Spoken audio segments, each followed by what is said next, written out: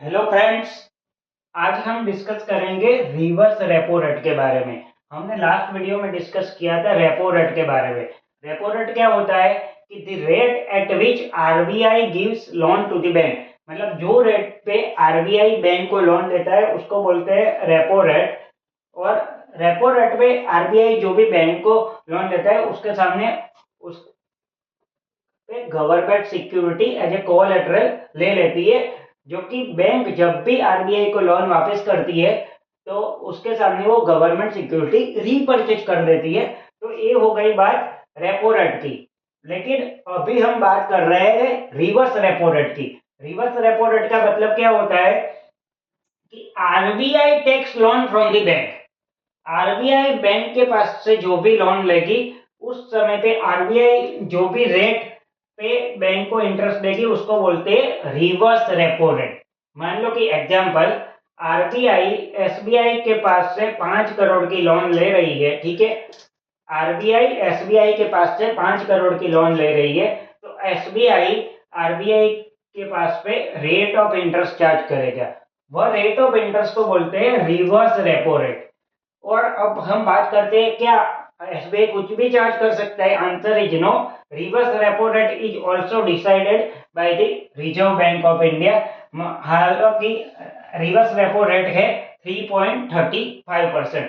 तो अगर SBI RBI को लोन दे रहा है 5 करोड़ रुपए की, तो उस पे एसबीआई को कितना इंटरेस्ट मिलेगा? ओनली 3.35%। ठीक है। नाउ एक बात और समझते हैं कि बैंक आरबीआई को लोन क्यों देगा।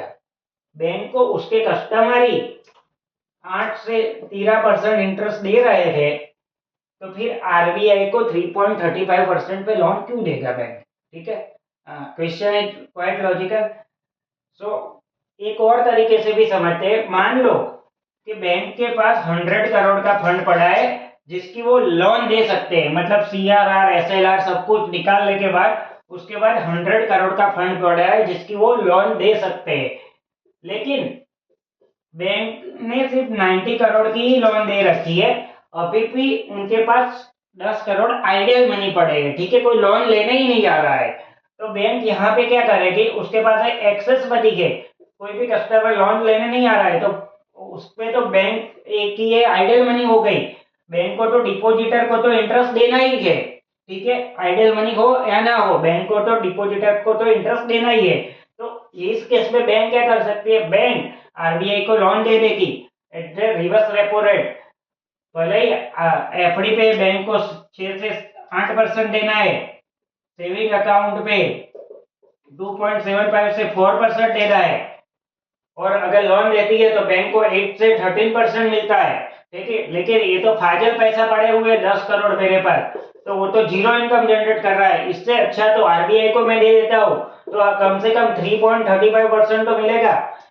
तो इस तरह से बैंक रिवर्स रेपो रेट पे आरबीआई को भी पैसे देती है as a loan. So I hope you will understand the difference between repo rate and reverse repo rate. Repo rate का मतलब आरबीआई बैंक को लोन देगा तब जो भी इंटरेस्ट रेट चार्ज होगा उससे बोलते हैं रेपो रेट।